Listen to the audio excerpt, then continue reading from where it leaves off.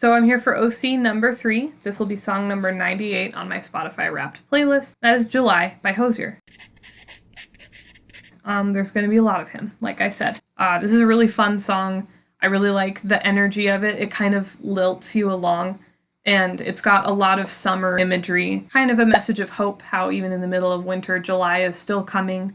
It's very fun. I had kind of 2 ideas for this one. One would be a human, because I'm trying to push myself to draw more humans, even though I just did one. And I was just thinking of like a very standard summery looking girl. Maybe she's got golden hair, or she's wearing a golden dress, something with plant and sun imagery. So maybe I could stretch it a little further and make her like a plant fairy or something. Or I was thinking about creatures, animals that hibernate, and animals that are associated with the sun. There's a very obvious answer to that, which is a sun bear, which, I don't know, you've probably seen pictures of their really long tongues. They're kind of scary looking animals. Definitely strange guys, but I think that would be fun, and I want to give myself a break from people already, because I'm a little bit of a weakling in that regards. So we're going to do a sun bear, but maybe they have like a fairy companion, and that'll get me drawing another little human. So with that out of the way, I think we will start with sketching. A moment ago I said sun bears were kind of creepy looking. They're also pretty cute. I also would be remiss if I didn't mention that the sun bear is endangered,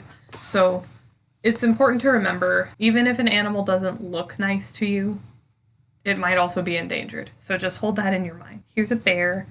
I'm using some Google images pulled up on my laptop, but overall, they've got like a very long snout. I believe they're kind of more arboreal. From what I remember, sun bears primarily live in trees. Like, they spend a lot more time in trees than you would expect for a bear. I'm going to give him kind of soulful eyes that look at you like one of those little crusty purse dogs. Another thing, when I was doing brainstorming for this, I looked up flowers that are bulbs that you plant in the ground before the spring comes, and I came up with gladiolus flowers, which are planted in the spring and they bloom in the summer. That feels very appropriate for the song, so I'd like to give this bear maybe like a lei of gladiolus flowers, or I don't know if flower crowns are too dated. When I was a teen, it was all the rage. You just Photoshop Gerard Way in a flower crown and you've got 1 million likes on Instagram. Wow, that's really cool that he's in a flower crown. I come from that era. It's really funny because I see young people online now who are like, man, I wish I could have been on Instagram in 2013. And like, yeah, I kind of wish that for you too, because it sucks a lot now. But I was there, and it was fine. I'm not going to be really curmudgeon-y about it. I do think it's fun to romanticize, but things come to an end.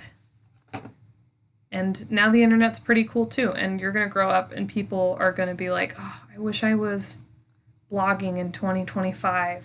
It's just, things will change, and it's going to be okay, and it's also okay to kind of hold fondness in your heart for the past.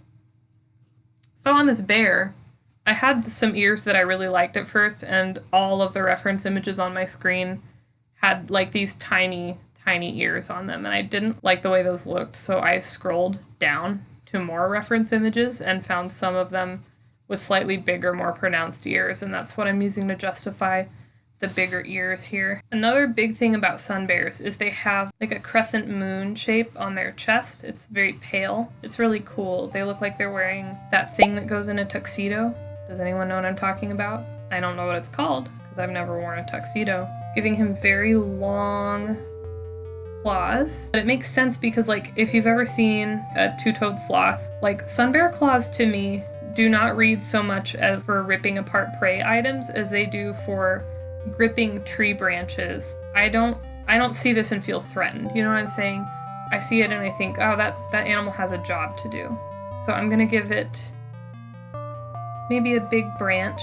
Maybe the branch will have flowers on it, but I think it would be more fitting in the song if it just had a few leaves still holding on to it. This is a summer tree branch. And then I'll have the other paw kind of just down, you know? Big claws. Here's that arm kind of going back. I also learned that these are not huge bears. They're close to a dog in size, like a very big dog. Although the very same article, I was reading an article on what website? grunge.com from 2023. What is a sun bear and how are they different than other bears? It was like, oh, they're about the size of a dog, and then it said something about them being 4 to 5 feet tall when they stand up, and I'm like, that's a lot of dogs are not that big. I'll draw up here kind of like a size key.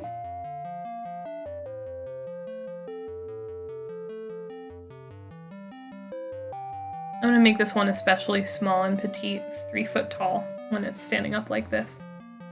And it's really cute. About the fairy companion, she would probably be slightly larger compared to the bear. And I like this idea of like halfling fairies, kind of like hobbit size or maybe a little bit smaller than that. And I'm gonna give her really fancy ears and also a flower crown. Maybe I'll draw her standing kind of in front of the bear because otherwise the head's way too big. She's got a very stereotypical foresty outfit. Maybe she's 4 feet with her. Oh, that was 3 inches. Nope. Maybe she's 4 feet at the tops of her wings. Now I'll draw her. If the bear is standing up, she's probably gonna be like down here. So whoever gets this OC gets a 2-for-1. A fairy and her companion bear. Maybe during the winter, the fairy does not hibernate, but the bear does. So she like misses him, and then in the springtime he comes out again. Maybe they're both girls, actually. It's worth saying now, and I need to say it regularly, whichever OC you end up with, if you win one in a raffle, you are free to change literally anything and everything about them. Do what you want. I'm not the boss of you, and after you get this OC, it is yours. I've given her a flower collar. Look at me drawing a human, even though I didn't have to, or like a humanoid form. I'm gonna give her kind of big eyebrows. I like big eyebrows because I have big eyebrows, so I try to rep them when I can. Maybe the front of her shirt is like a leaf. Of course, it's a little dodgier with these large size fairies because where are they getting these leaves? But maybe via magic, she can grow a big, big leaf. Maybe she's got a bird of paradise in her house. The plant, not the bird. Which, by the way, I learned recently that the bird of paradise is actually more like a subspecies of bird than a individual bird type. And that is really cool to me, and I didn't know that. Yeah, so we've got a sun bear and the fairy companion. Welcome back. I did some mining off camera. I went ahead and inked this. You can see a bit more of how the last character turned out here, and he should be up on Toy House now, but I'm gonna scooch him to the side. I picked out some colors for the bear and for the fairy girl. I think they're both gonna have not a lot of other stuff going on besides neutral nature tones, browns and tans. Her dress, as you can kind of see up here, is flower petals, so I think orange would be very pretty for that. And then she's got like a wooden bodice, and then she's got another flower here that'll be yellow to match the skirt, and some leaves that are just going to be green, obviously. The gladiolus flowers can be any color. I picked out some purples for those to have something kind of complementary to yellow. Like, hopefully that'll look nice. And I've got a couple different shades of purple that I'll test, but it would be cool to have a little bit of variation inside of the crowns and the lei. And then, yeah, sun bears are just kind of a really pretty tan in the circle on their chest and in the sort of mask that they have. And then a very, very, very deep brown everywhere else, almost black. And then the fairy is going to have really tan, like sun-kissed skin. She is outside a ton. She's not pale. So I think they'll look really good together. I think they'll match quite a bit. And I think that this is a fun interpretation of the song. I've got to say, I don't know if it made it in. I, at first, very confidently asserted that this song was about seasonal depression, because that's how it struck me when it first entered my life. I've since read that he was more talking about kind of the feelings during the COVID pandemic, the way everything was closed down, confined to the house. That was definitely very real for me as well. I have very close family that I was living with at the time with pretty crazy chronic health conditions in general, so we just did not leave our house because I didn't want to get them sick, and they didn't really have anywhere to go anyway. So it was a rough time, but definitely I like that I get to do this part of the project in the winter because it's been a very good winter for me personally compared to how it usually tends to go. But we're getting into the weird stretch of the year where even though the days are getting longer, there's not as much to look forward to in terms of holidays, or even if you don't really celebrate or care about the main late fall, early winter holidays, it's still, I think, unless if you really, really actively hate them, which I totally respect, like there can be a lot of burden on feeling like you need to be excited about something or feeling like you're supposed to celebrate something, but it doesn't resonate with you. But anyways, like aside from that, I do think there is at least a general atmosphere of like, oh, like we're gonna have fun, like we're gonna have a couple days off, we're gonna bake some cookies, we're gonna get some presents. There's just not that same feeling as soon as you get to January. Some people like Valentine's Day, some people don't. I used to really like Valentine's Day as a kid, even though I wasn't super popular because I got lots of candy anyway. We would always do this thing in my elementary school where we made little candy mailboxes out of shoe boxes. You'd go around the room and drop a Valentine into everybody's box.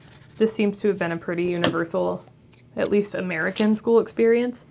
I loved that because most of my teachers would hold a competition for like best box, most creative box, most on theme box. There was a year that a girl in my, I think 4th grade, I don't remember and it doesn't matter, but she put a little MP3 player and a little speaker in hers and she played music out of her little mailbox and she won the best mailbox.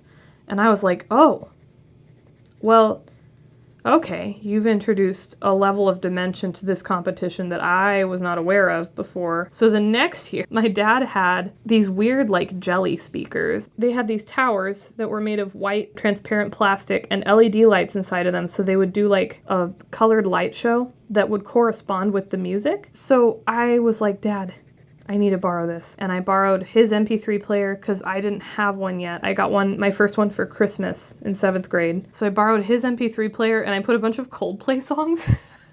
I put a bunch of Coldplay songs because I was like, Coldplay is really cool.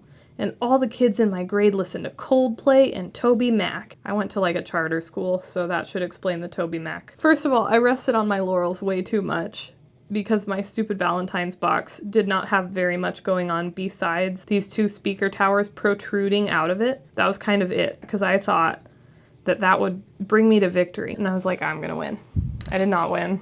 I had the music turned up too loud at first. My teacher was like, hey, Josie, we need to turn it down a little bit. And I was belligerent about it. I was really not a good kid. In other ways, I was just a kid.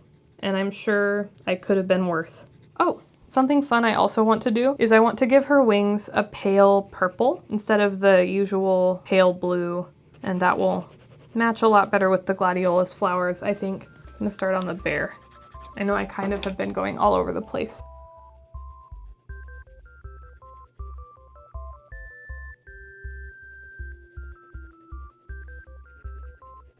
One thing I'm going to try and troubleshoot is the way that coloring shakes my camera. I have it on a table-mounted arm right now, and when I was editing the very first video, I really did not like the amount of jitter during the coloring montage. That's something I've already identified to improve. You may have noticed it from the previous recording session to this current recording session, but I have a better microphone now, and I just have to key in how I'm going to use it so that the sound quality is really the best it can be. I know the sound quality was kind of all over the place for the first several videos of this series. I ended up investing in something a little better, so I hope the change in quality is both apparent and appreciated. Trying to find a good compromise on video length. My first video was really long. A good friend who very kindly watched it and gave me a little feedback. She said she liked it, but that it was sort of a long video, maybe something she'd be more apt to have on in the background. I agree. That was very largely my vision for that video. I really enjoy sit-down videos that some artists do where they are just showing a long-form process and they invite you to draw along with them. I should have said that in that episode, so I'm going to say it right now. Draw something. draw with me if that's your jam. That's one layer of color down. I will be moving back in with probably some blues in order to darken shadows, and then I'll go back over the top with brown. I may go in with yellows to add highlights and then go back over the top again with brown. I would be doing the shadows and the highlights at the same time. So what I'm doing right now is, I don't like that, but what I am doing right now is getting a basic color layer, and then I'll add some shading, and then I'll saturate the color more. This is fun. This is a very springtime color palette. That's my only concern at the moment.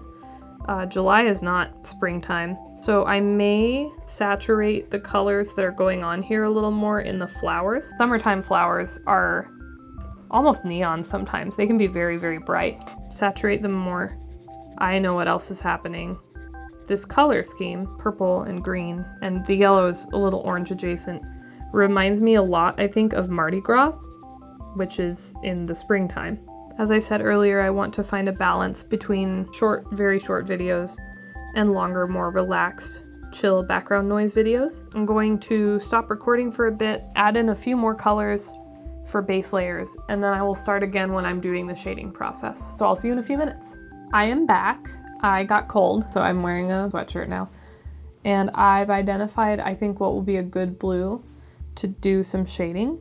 It is a darker tone, it's not very saturated, and blue, of course, because it is roughly the opposite of like red and orange, it's on the other side of the color wheel, it's going to desaturate and darken brown, which is already a darkened reddish orange. You can tell how confident I am, by the way. I'm totally not hedging this process behind a layer of defense.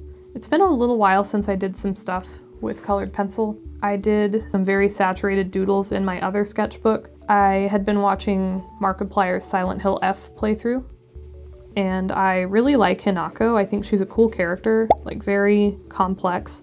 I have not finished his playthrough, do not spoil it for me. I sat down and did a colored pencil portrait of her while I had the videos on. And the reason I went with colored pencil for that, I pulled out my box after so long, is because I wanted a very saturated red and blue color dichotomy going on with her.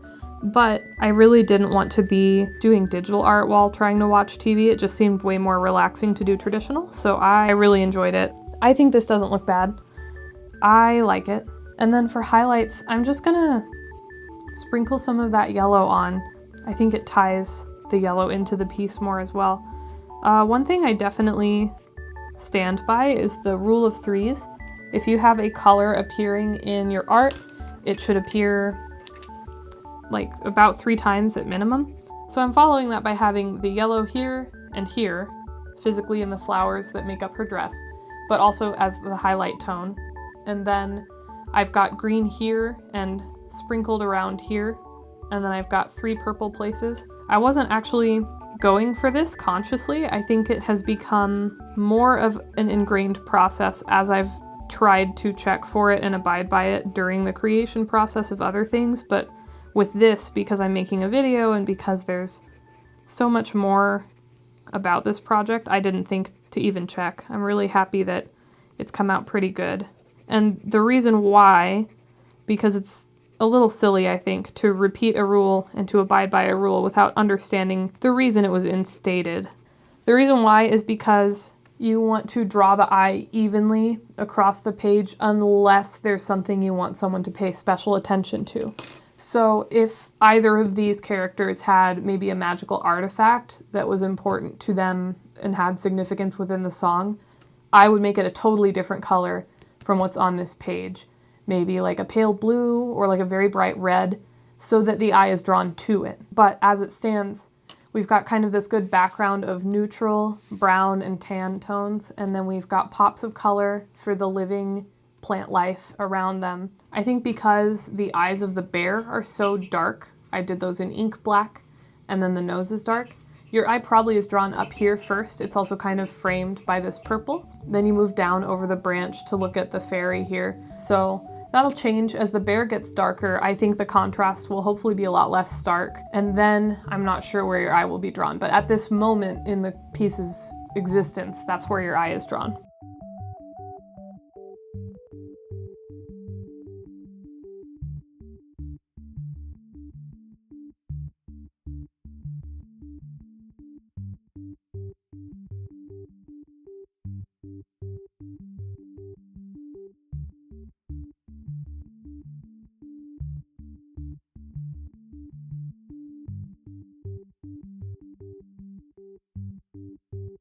My artist inspiration for this video is Jordan M. Rhodes. He is a beautiful illustrator. He does gouache portraits for the most part, and I'm always happy to see his videos come up on Instagram because he will start by laying down some of the most unexpected colors sometimes, and then it just resolves into a very natural looking, very realistic looking portrait. There's one where he uses a pale blue highlight on a woman's face, and by the end of it, you're like, oh no, that totally works.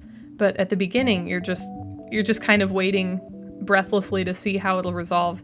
Yeah, I just really love watching him work. I think he is maybe the best person artist I've ever seen for my personal taste. I enjoy his work a lot, and I wanted to shout him out and just say that he is a huge inspiration. Oh yeah, and he's great at drawing animals too. I think there's nothing he can't do. I also am going to start linking the song in the description.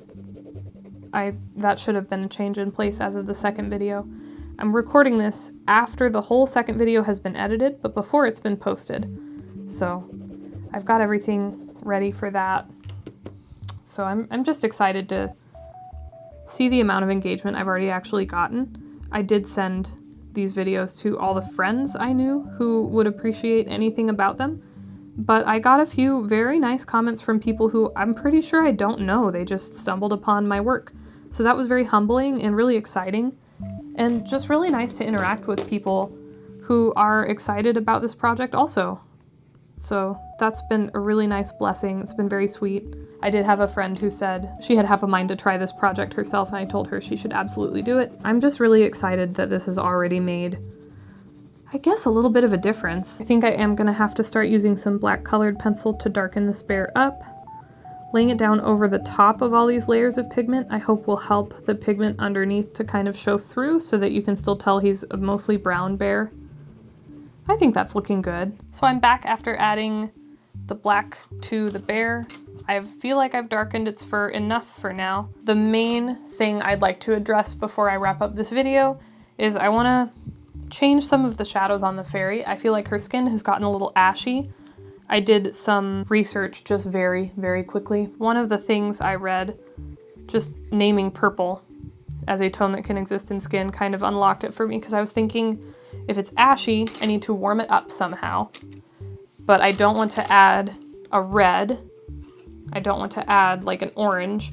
I don't think I can get a dark enough tone of those without it just being more brown. And then I realized purple is a reddish blue. So adding a little bit of darker red that way seemed like the ticket, and I like how that's come out.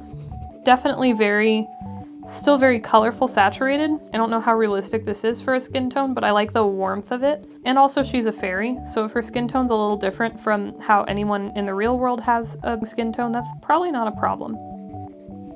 This is really cute. Okay, I think adding that last layer of brown on to kind of mix it might have helped a bit. And then I'm going to make a lot of noise digging around for a paper blending stick that actually has, well, it's deconstituted, but I can kind of use it to blend. Is that doing anything? Hard to say. On the bear as well, I will blend a little bit. Before I upload this to Toy House, I'll probably ink the pupils into the fairy's eyes. I don't know why I didn't do that consistently, but I'm going to call it for this one. These are my two characters for July. They're a bonded pair, do not separate, and I had a ton of fun making them. Thank you so much for watching. Continue to tune in if you're interested in this project, and have a good week.